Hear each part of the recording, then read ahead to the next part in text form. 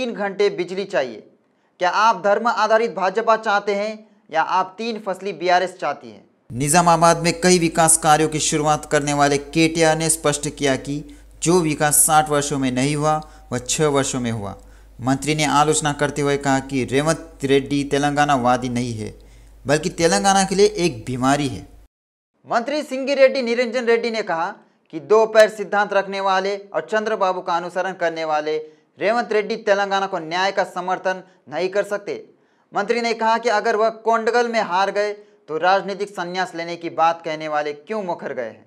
निरंजन रेड्डी ने कहा कि रेवंत रेड्डी एक ऐसे व्यक्ति हैं जो राजनीति में छोटे मोटे काम करके खबरों में बने रहना चाहते हैं। ऐसे नेता ज़्यादा दिनों तक राजनीति नहीं कर सकते। उन्होंने चेतावनी दी कि अगर कांग्रेस नेता अपनी मनमर्जी की बात करेंगे तो गांवों में घूमने की स्थिति नहीं रहेगी।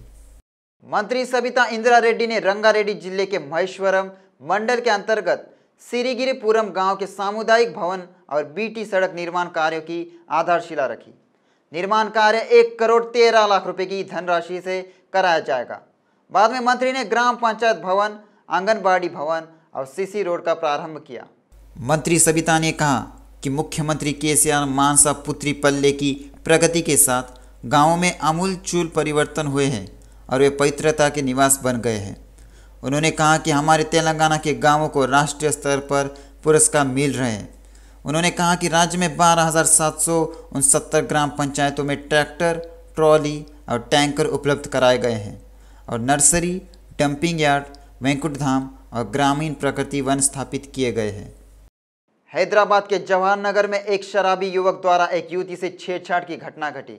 इस घटना पर राज्य की राज्यपाल तमिलिसाई सौंदरराजन ने प्रतिक्रिया दी। यह घटना दुर्भाग्यपूर्ण है। जिम्मेदार लोगों के खिलाफ सख्त कार्रवाई की जानी चाहिए। मुख्य सचिव शांति कुमारी और डीसीपी से इस घटना के संबंध में पूरी रिपोर्ट सौंपने का निर्देश दिया है।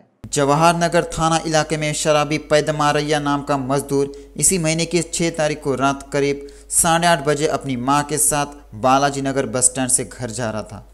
उस वक्त एक युवती दुकान से घर जा रही थी। तभी पैदमारैया ने उस पर हाथ डाला और अभद्र व्यवहार किया। जब युवती गुस्से आई तो उसने हमला कर दिया। उसने युवती के कपड़े भी फाड़ दिए। युवती करीब 15 मिनट तक नग्न अवस्था में सड़क पर बैठी रोती रही। जब बाइक चला रही महिला से पूछा गया कि वह ऐसा क्यों कर रही है तो उसने उस पर भी हमला कर दिया। उसके जाने के बाद कुछ लोग आए और उसे कपड़ों से ढक दिया और जवाहर नगर पुलिस को शिकायत दी।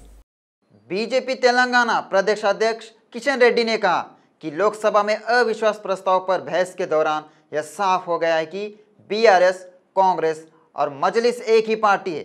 उन्होंने कांग्रेस और बीआरएस पर तेलंगाना में लोगों को गुमराह करने की कोशिश करने का आरोप लगाया। उन्होंने कहा कि दोनों पार्टियों के बीच अंदरूनी समझौता है। किशन रेड्डी ने तर्क दिया कि तेलंगाना के मंत्री केटीआर ने कहा कि केंद्र में गठबंधन सरकार होगी और बीआरएस तब तक प्रमुख भागीदार बनेगा, लेकिन यह सिर्फ एक स्वप्न है। बीजेपी के नेतृत्व वाला एनडीए तीसरी बार सत्ता में आएगी। उन्होंने कहा कि वे दोनों पार्टियों एक है, इसलिए कांग्रेस को वोट देना बीआरएस को वोट देना जैसा है। राहुल गांधी की यह टिप्पणी कि मणिपुर में भारत माता की हत्या हुई बुरी बात है। चर्चा के दौरान यह साफ हो गया कि तीनों पार्टियां एक है। तेलंगाना राज्य मामलों के प्रभारी तरुण चुग ने कहा कि भाजपा सरकार ही तेलंगाना राज्य की जनता को परिवारवाद से बचाएगी। उन्होंने आलोचना करते हुए कहा कि कांग्रेस पार्टी केसीआर के लिए बी टीम की तरह काम कर रही है। तेलंगाना राज्य मामलों के प्रभारी तरुण चुग ने रंगारेड्डी जिले के एलबी नगर में भाजपा कार्यालय में प्रमुख नेताओं के साथ बैठक की। उन्होंने आरोप लगाया कि एमआईएम गाड़ी चला रही है और केसीआर का भ्रष्ट शासन तेलंगाना में जारी है। उन्होंने सवाल किया कि राज्य में आयुष्मान भारत योजना क्यों लागू नहीं किया जा रहा है। उन्होंने डबल बेडरूम के नाम पर तेलंगाना के लोगों के विश्वास को धोखा देने के लिए केसीआर को दोषी ठहराया। 2 बार तेलंगाना के लोगों ने अपना गुस्सा जाहिर किया कि अगर उन्होंने केसीआर को सत्ता दी तो राज्य कर्ज में डूब जाएगा। जिला प्रवास जो मेरा डिस्ट्रिक्ट का एक टूर मैंने पिछले साल किया था, लास्ट ईयर किया था। अभी ये शुरू किया है सेकंड राउंड। इस सेकंड राउंड में मैं आज यहाँ रंगारेड्डी डिस्ट्रिक्ट में आया हूँ और यहाँ भारतीय जनता पार्टी के सभी कार्यकर्ताओं से मिलने वाला हूँ, कुछ समाज के लोगों से मिलूंगा। केसीआर की बी टीम बन के काम कर रही है। बीआरएस की बी टीम बन के काम कर रही है, चाहे 14th हो या 19th हो। दोनों बार जनता ने केसीआर के विरोध में वोट दिया, लेकिन वो वोट, केसीआर का वोट चला गया, विरोध का वोट वापस केसीआर के पास चला।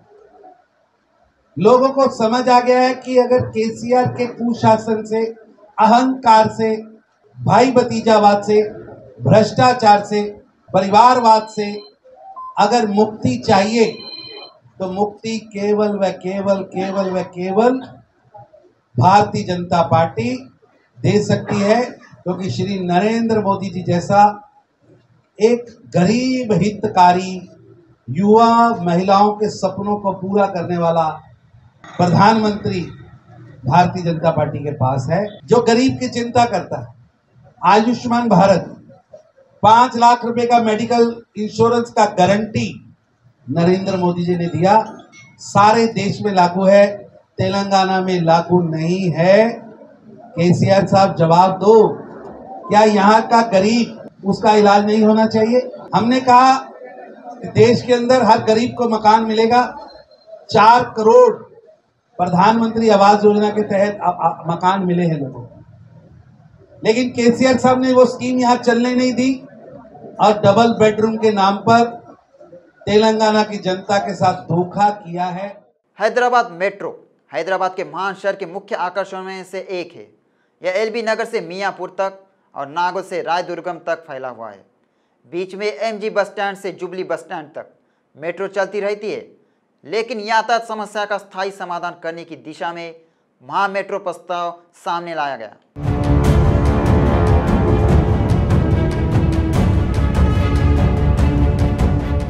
समय समय पर नए सपने पेश करने में सीएम केसीआर से बेहतर तेलंगाना में कोई दूसरा नेता नहीं है।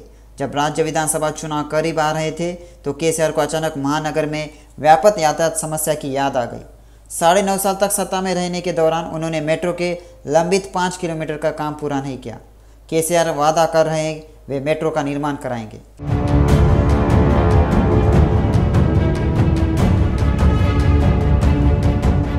इतनी बड़ी रकम कैसे? केसीआर संदेह से पहले ही जवाब दे रहे हैं। केसीआर ने कहा, केंद्र में गठबंधन सरकार आएगी। यदि यह संभव नहीं है तो इस संदेह का उत्तर देते हुए केसीआर कहते हैं वह इसे समय बनाएंगे, जैसे उन्होंने कैबिनेट बैठक में यह स्पष्ट कर दिया हो। वैसे भी प्रस्ताव पर नज़र डालें तो यह समझ में आता है, क्योंकि मुख्यमंत्री केसीआर ने हैदराबाद महानगर में मेट्रो के साथ सार्वजनिक परिवहन की ज़रूरत को पहचाना है।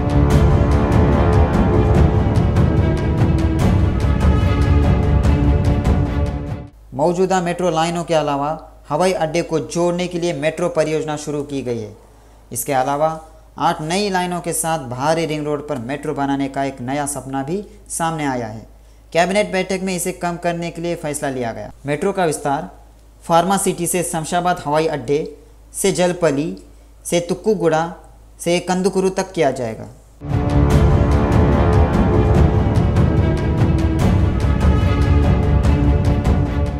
हैदराबाद में भारी बारिश होने पर बाढ़ आ जाती है। बिगड़ती यातायात समस्या की पृष्ठभूमि में उस समस्या का स्थायी समाधान खोजने की दिशा में महा मेट्रो प्रस्ताव सामने लाया गया है।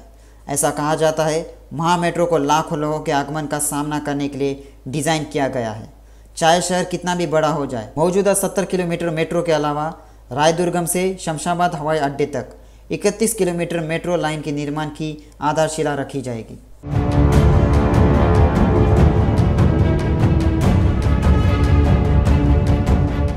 तृतीय चरण को ब में विभाजित किया गया है। कैबिनेट बैठक में 39,190 करोड़ रुपए की लागत से ए में 8 लाइनों में कुल 142 किलोमीटर, तीसरे चरण में बी में 4 लाइनों में कुल 136 किलोमीटर 20,810 करोड़ रुपए की लागत से बनाया जाएगा। जहां तक तीसरे चरण ए और बी की योजना का सवाल है, ये निम्नलिखित है।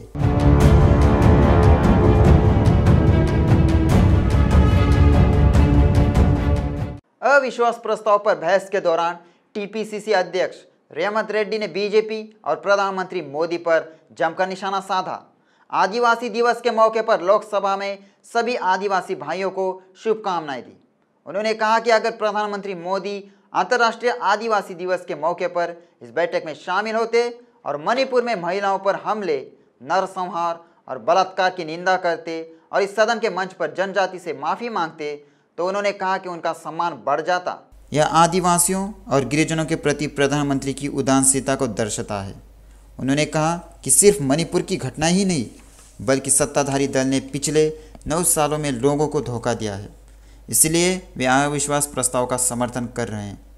लोगों का प्रधानमंत्री मोदी और मंत्रिपरिषद से विश्वास उठ गया है।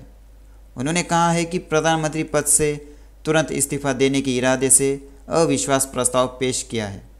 अगर मणिपुर जल रहा है तो जिम्मेदार प्रधानमंत्री मोदी और गृह मंत्री अमित शाह वहां जाना चाहिए। उन्होंने कहा कि वे कर्नाटक चुनाव के दौरान वोटों की तलाशी कर रहे थे।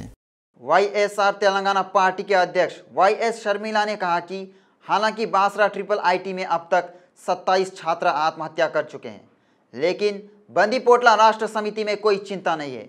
भले इस शैक्षणिक वर्ष में 4 लोगों की जान चली जाए, लेकिन दोहरा के इस फर्क को नहीं पड़ता। इन्होंने कहा कि IIIT जो उच्च शिक्षा का घर था उसे आत्महत्या का घर बना दिया गया है। आरोप है कि बड़े अरमान लेकर आए गरीब छात्रों को दूषित चावल और सीवेज का पानी देकर आत्महत्या के लिए उकसाया जा रहा है। उन्होंने कहा कि सरकार द्वारा नियुक्त निदेशक KCR की तरह चालें चल रही है। उन्होंने आलोचना की कि कर्मचारियों की नियुक्तियों को भुला दिया गया, परिसरों के प्रबंधन को भरोसे पर छोड़ दिया गया और फंड आवंटन में गड़बड़ी की गई। संविदा कर्मचारियों से प्रभारी अधिकारियों को परेशानी हो रही है। हैदराबाद में राशन डीलरों ने कमीशन बढ़ाकर 140 रुपये करने के लिए मुख्यमंत्री KCR का दुग्धाभिषेक किया गया। सरकार के फैसले से राशन डीलर खुश है। Hyderabad ration dealers welfare association के महासचिव प्रसाद गौड़ ने कहा कि हम राशन की दुकानों के विकास के लिए पहले से कई अधिक काम करेंगे और इस सरकार की प्रगति का भी समर्थन करेंगे। उन्होंने सहयोग के लिए अधिकारियों, मंत्रियों और विधायकों को धन्यवाद दिया। यादव संघ के JSC ने कहा कि वे इस महीने की 25 तारीख को यादव युद्ध भेरी सभा आयोजित करेंगे, जिसमें मांग की जाएगी कि सभी राजनीतिक दल आगामी चुनाव में टिकटों में आवंटन में यादव को उचित प्राथमिकता दे। 24 यादव संघों के साथ संगठित यादव विद्यावंतुला के मंच से घोषणा की गई है कि लाखों लोगों के एक साथ विशाल सार्वजनिक बैठक आयोजित की जाएगी। BC आरक्षण प्रदाता BP मंडल ने कहा कि यह बैठक उनकी 105वीं जयंती के उपलक्ष्य में मनाई जा रही है। उन्होंने कहा कि यह बैठक शहर के नागौल में अमरजीवी चिंतला लक्ष्मण राव यादव की एस्टेट पर होगी। इस बैठक में BP मंडल के पोते, दिल्ली यूनिवर्सिटी के प्रोफेसर सूरज यादव मंडल समेत कई राजनीतिक दलों के नेता शामिल हो रहे हैं। पता चला है कि अगले चुनाव में यादव और यादव उपजातियों के लिए कई मांगों को लेकर खुली बैठक की जाएगी। संयुक्त नलगोंडा जिला कभी कांग्रेस का गढ़ था। तेलंगाना राज्य कांग्रेस के सभी दिग्गज नलगोंडा जिले का प्रतिनिधित्व करने वाले नेता हैं। क्या BRS कांग्रेस पर लगाम लगाने की योजना बना रही है, जिसने कर्नाटक चुनाव नतीजों से आक्रामकता बढ़ा दी है।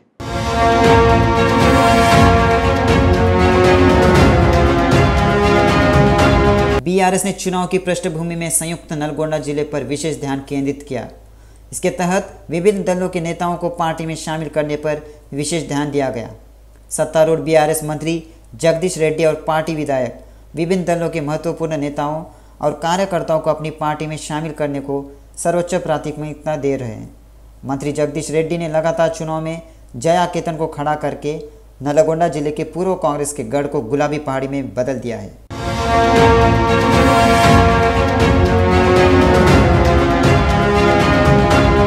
वर्तमान में संयुक्त जिले की 12 विधानसभा सीटें BRS के खाते में हैं। जहां तक संभव हो सका है, विभिन्न दलों के जाने माने नेताओं और कार्यकर्ताओं को पहले ही पार्टी में शामिल कर लिया गया। बाकी नेता अपनी पार्टी के लिए फायदेमंद हैं।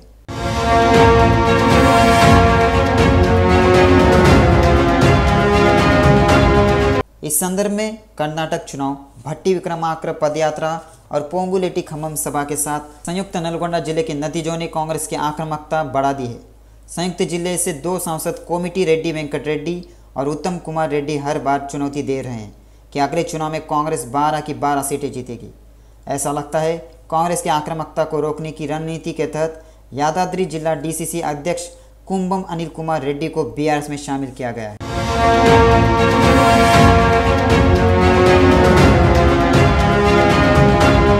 वर्ष 2018 के चुनाव में कांग्रेस उम्मीदवार के रूप में अनिल कुमार रेड्डी अपनी हार के बावजूद पार्टी के साथ डटे हुए हैं। इसके बाद से मंत्री जगदीश रेड्डी समेत कुछ विधायक अनिल कुमार रेड्डी को पार्टी में लाने की कोशिश कर रहे हैं। इस पृष्ठभूमि में ताज कुंभम अनिल रेड्डी के सांसद कोमटी रेड्डी ने वेंकट रेड्डी की आलोचना की और सीएम केसीआर की उपस्थिति में खुद को गुलाबी पार्टी अंगवस्त्र से ओढ़ लिया।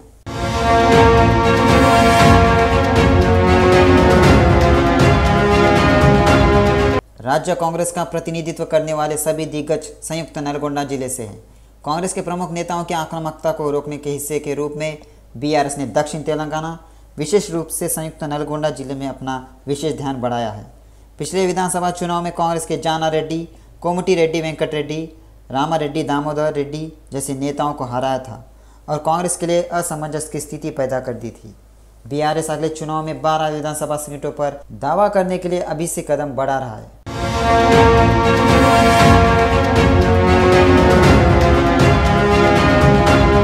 खबर है, बीआरएस के नेता केसीआर का लक्ष्य अगले चुनाव में संयुक्त नलगोंडा जिले में कांग्रेस पार्टी को गायब करना है। बताया जा रहा है इसी रणनीति के तहत कांग्रेस के कुछ अन्य नेताओं को भी रोज दल में शामिल करने की कोशिश की जा रही है। बीआरएस को उम्मीद है कि संयुक्त नलगोंडा जिले में पार्टी को कमजोर करके दक्षिण तेलंगाना में कांग्रेस के प्रभाव को रोका जा सकेगा, जहां चुनाव के समय तक कांग्रेस के शीर्ष नेता रहते हैं।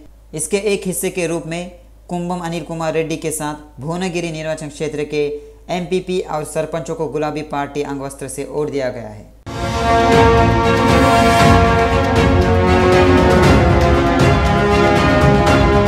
बीआरएस संयुक्त नलगोंडा जिले के कुछ अन्य कांग्रेस नेताओं के लिए भी प्रचार कर रहा है। सोशल मीडिया पर पहले ही कई बार यह खबर वायरल हो चुकी है। नलगोंडा जिले के कांग्रेस के मशहूर नेता खुद को गुलाबी पार्टी अंगवस्त्र से ओढ़ेंगे। चुनाव का समय नज़दीक आने के साथ ही बीआरएस अधिसूचना के समय तक नामांकन प्रक्रिया पूरी करने के लिए कदम उठा रहा है।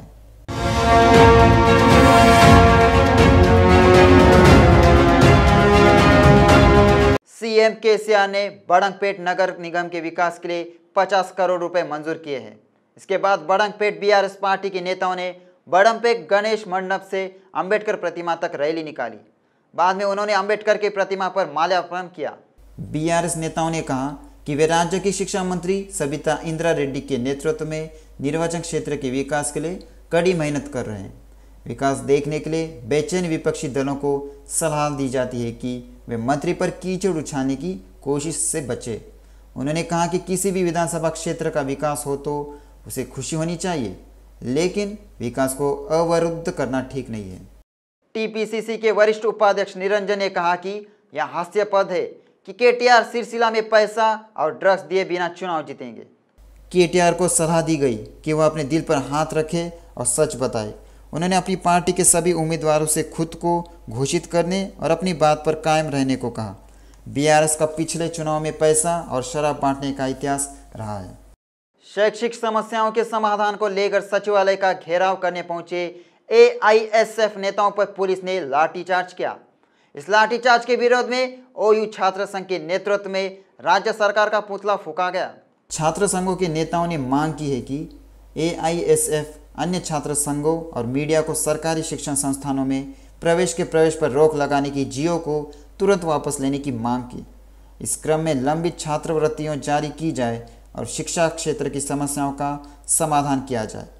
उन्होंने कहा कि वे पिछले 15 दिनों से चरणबद्ध तरीके से संघर्ष कर रहे हैं और उसके तहत एआईएसएफ नेताओं ने सचिवालय का घेराव किया है।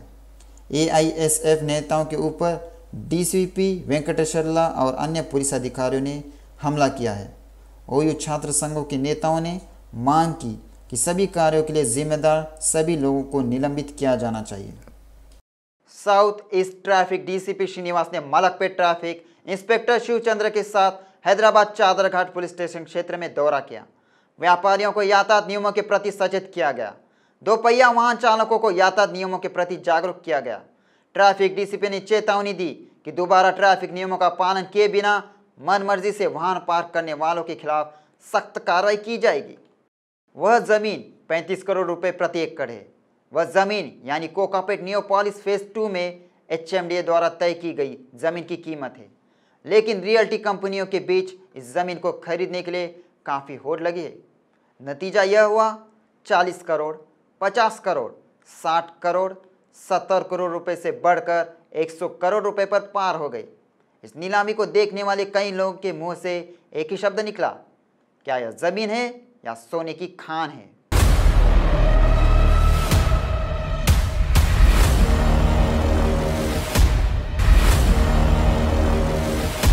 कोकापेट जमीन की नीलामी के साथ कोकापेट अब करोड़ों की पेटी बन गई है। ऑनलाइन आयोजित कोकापेट जमीन की नीलामी में 1 एकड़ 100.75 करोड़ रुपए की रिकॉर्ड की कीमत बोली लगाई गई। पिछले साल वहां हुई जमीन की नीलामी में 60.20 करोड़ रुपए की सबसे ऊंची कीमत बोली लगाने वाली राज्य पुष्पा रियल्टी कंपनी इस बार 100 करोड़ रुपए प्रति एकड़ जमीन खरीदने के लिए आगे आई।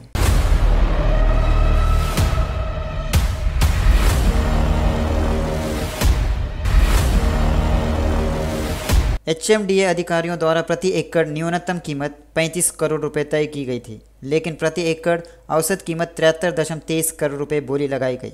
यह अधिकारियों की अपेक्षा से अधिक है।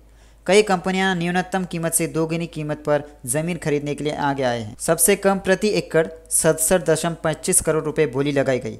HMDA द्वारा बेची गई 45.33 एकड़ जमीन से 3,319.60 करोड़ रुपए की आय हुई है।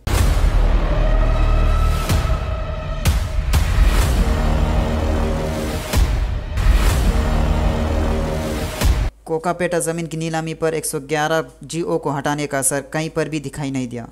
कोकापेट में अंतर्राष्ट्रीय मानकों के साथ HMDA द्वारा विकसित किए जा रहे नियोपोलिस लेआउट -2 में 3.60 एकड़ से 9.71 एकड़ क्षेत्रफल वाले 7 भूखंडों की केंद्र सरकार क्षेत्र की संस्था MSTC ई-कॉमर्स द्वारा ई नीलामी की गई। सुबह से शुरू हुई जमीन की नीलामी शाम 7 बजे तक चली।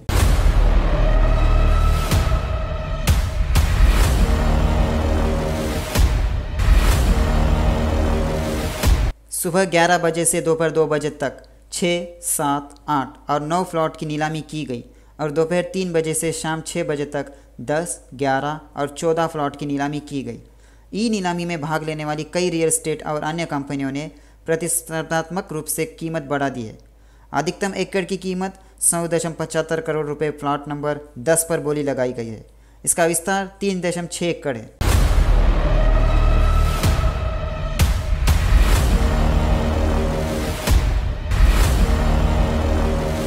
इस प्लॉट को राज पुष्पा प्रॉपर्टीज प्राइवेट लिमिटेड ने 362.70 करोड़ रुपए की लागत से खरीदा था। इस प्रतिस्पर्धा का कारण यह है, बड़ी रियल एस्टेट कंपनी को लगता है कोकापेट नियोपोलिस लेआउट में प्लॉट खरीदने से उनकी छवि सुधरेगी और बढ़ेगी। चूंकि नीलामी में अंत तक कई कंपनियों ने भाग लिया, इसलिए कीमत में भारी वृद्धि हुई है।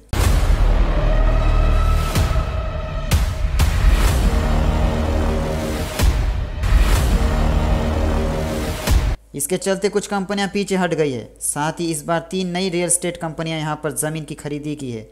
अधिकारियों ने सोचा था कुल 45.33 एकड़ ज़मीन की नीलामी में 2000 करोड़ रुपए तक मिलेंगे। उससे भी ज़्यादा यानी 3,319.6 करोड़ रुपए की आय से अधिकारी खुश है।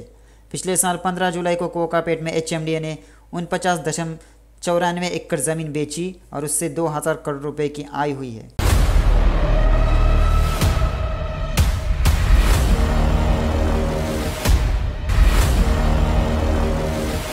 इस बार केवल 45 एकड़ से 3,319 करोड़ रुपए की आय हुई। उस समय प्रति एकड़ अधिकतम कीमत 60.20 करोड़ रुपए और सबसे कम 31.20 करोड़ रुपए बोली लगाई गई है। उस समय भी तेलंगाना की कई विकास कंपनियों ने नीलामी में प्रतिस्पर्धा में हिस्सा लिया और ज़मीन हासिल की। इस बार दूसरे राज्यों की कंपनियों ने भी नीलामी में भाग लिया और ज़मीन हासिल की। बेंगलुरु स्थित ब्रिगेड ने 9.71 एकड़ क्षेत्रफल वाले प्लॉट नंबर 8 को खरीदा है।